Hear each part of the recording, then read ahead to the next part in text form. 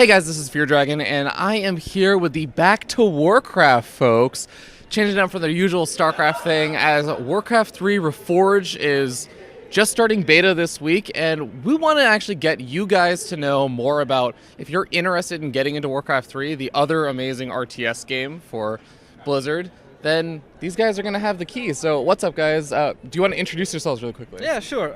My name is Neo. I'm a caster for Back2Warcraft, doing Warcraft for 11 years now. And I'm Remo, also part of Back2Warcraft, 10 years. Wow, so you got the seniority on him. Are you basically like his... Oh, wait, sorry, you were... Oh, 11. Oh, got it. Well, awesome. So first question is super duper straightforward. It's straightforward, but it's a complicated question. What does Warcraft 3 esports look like right now? What is like the big thing? Give me a little bit of the lay of the land for what you kind of think it looks like. We have a league pretty much comparable to WCS. It's called WGL. It's mostly run in China by the Chinese publisher of Blizzard. So that's our world championship. The last champion was Happy, that you might be familiar with from StarCraft. And it's a good time because that starts in 3 weeks, I think. Mm-hmm. So we have all the 20 participations. It's a prize money of $70,000 this time. So that looks really cool. Well, now it was a long and rocky road to get back there, but especially in China, it's really, really cool. We have tournaments pretty much every day. It's a busy life as a caster right now. Yeah, we're casting Chinese tournaments on our channel, twitch.tv/Back2Warcraft. A lot, like 5-6... Link in the description. 5-6 days a week usually, at least. But yeah, the WGL is always the big event. It's very comparable to WCS. Of course, not the same size. It's not StarCraft 2. It's only Warcraft 3. And it's also happening twice a year. And we have a summer and a winter edition. Coming up now is the winter edition. And yeah, it's always the highlight of the year. We love going to BlizzCon as well, but it's not the Warcraft World Championship. So if you guys want to watch some Warcraft high-level, world-class Warcraft soon, 3 weeks is when it begins. Perfect. So I know that's going to be a lot of the Twitch content. Is there some good YouTube content for maybe people who don't know as much about Warcraft 3? Like, I know I used to play a lot of Warcraft 3 back in the day, but it was like I would play Kodo Tag and Sheep Tag and like Footman Wars. Exactly. Like, so a lot of course I know all the units, but I don't know as much about the meta besides watching Rotterdam and Todd get really angry at their opponents on their streams. So where can I learn about the basics of like Warcraft 3 meta in esports? I think the best way is to just watch the matches and learn while watching. Of course, we have a YouTube channel as well where we upload everything. There's no dedicated How to Warcraft channel, really. No big channel that just does tutorials. It's super helpful to watch Grubby, of course, as well with his stream.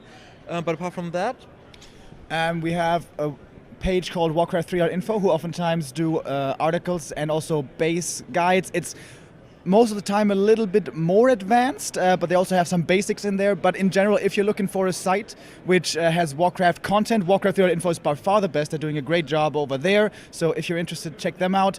Other than that, if you're looking for a big YouTuber to teach you the ropes, we don't really have one. It's not that easy. Perhaps shoes still to be filled.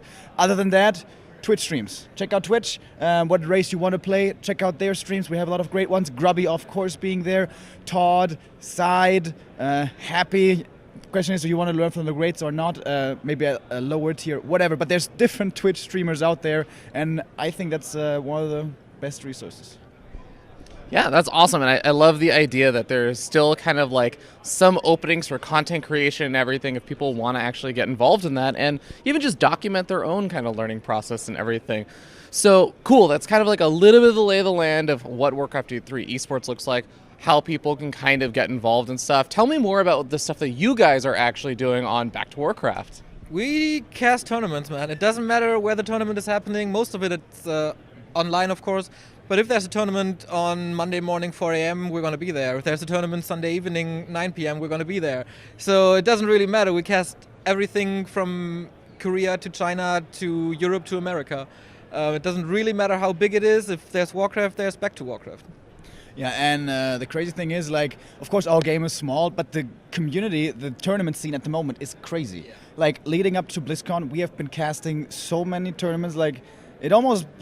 I have no idea how many tournaments it almost became a blur at one point. Like, we were casting, like, 3 weeks straight, every day, without a break. There's no day off. Every day tournament. It's kind of the way Chinese oftentimes handle the tournament scene. They don't think much about oversaturation, you know? There's no tournament that day. Hey, sponsor, come over here. We have a tournament day ready. And then suddenly, you know, like 1 week in advance only, a tournament gets announced, which has its problems as well. We don't have these big, huge standout tournaments that sit with you for a while, but it's also mostly positive. We have a lot of content and we have a lot of Warcraft to watch and to enjoy. The cool thing at the moment is that there is a lot of variety as well. Of course, we have most of the stuff is one-on-one, but we also get a lot of 2-on-2 tournaments. I think that's something that's not really played in StarCraft 2, right? Or not too much. In Warcraft, it has a little bit of a more richer history. And the Chinese are getting it. Like, that's a very cool mode. It's not 100% balanced and it's not 100% elaborated. It's a little bit like the Wild West at the moment. That's very fun to watch. We have Clan Wars that has a really rich history in Warcraft with WC3L and all of that. So that's coming back with a lot of clans opening up in China. So that mode is back. And some FFA as well. Like, there is variety in all that quantity that we have. Awesome. I love that. And for people who want to start playing, of course, you guys talked about some of the guides and everything, but really quickly, the way that I like to introduce people to StarCraft and everything is I kind of start off, here's the basic thing, you know, build an army, kill your opponent. Similar thing in Warcraft, build an army, kill your opponent. But I think where it gets complicated is people always have this indecision, similar to like fighting games where you're like, what character do I pick first? Where is the starting points? And with Warcraft, it's even more so than StarCraft because there's 4 different playable races as opposed to even just like the 3. So could you guys, really quickly, if you had to summarize each one of the races and you are free to shit on one of the races that you don't like, I know people do this all the time for like StarCraft with Protoss and everything. As a Protoss player, it pains me. But like, give me a quick rundown. What are the races and what are the kind of like playstyles for what people might like, or what race people might enjoy if they like certain things? So if you are very bad at microing and you only want to play with A-click, then Night Elf is the race for you guys. Sorry to steal your joke there. Human and Orc seem to be a little complicated at first because of the economy. You have more workers and all. Yeah, Human is like, I would say, the most macro race in the game.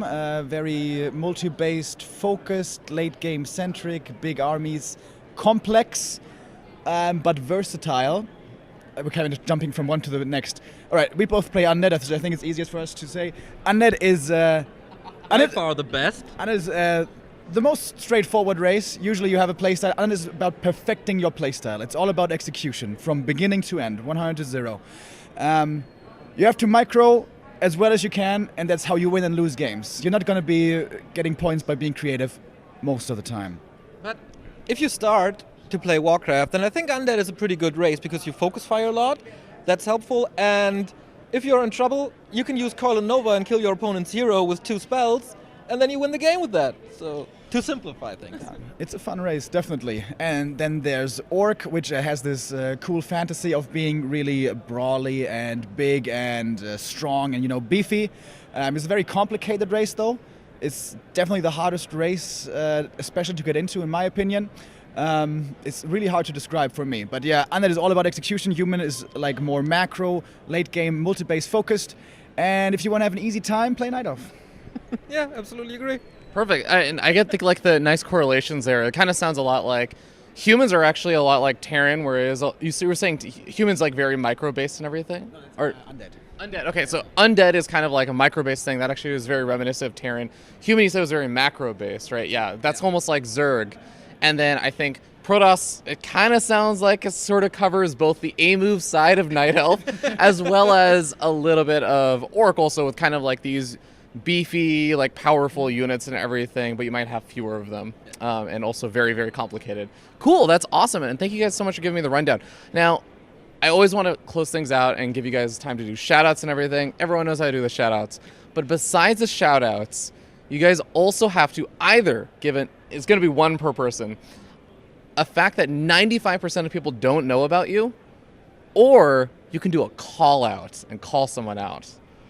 Before that, shout out to Hotbit for the call out. I'm so glad you get the reference, Hotbit. Thank you. I used to do that as well. Yeah. Good question, man. What do people not know about me or Call? You can start with the shout-outs. Okay, yeah, shout out to Warcraft3.info. It's really great what they do. We have an awesome Liquipedia as well. So if you want to see when there's tournaments, what the big tournaments are, Liquipedia, the Warcraft section is amazing, and the guys behind it are freaking amazing as well. So shout out to Warcraft3.info and Liquipedia. All right, I'm piggybacking on those shoutouts, and a fact about me that very few people know: I am the fastest eater in the world. Nobody's faster than me. Nice, I like it. Okay, I was sucking on my thumb for real long, like way too long than I should. Probably until like 4. That's not normal, right? I don't think it's normal. 5 maybe.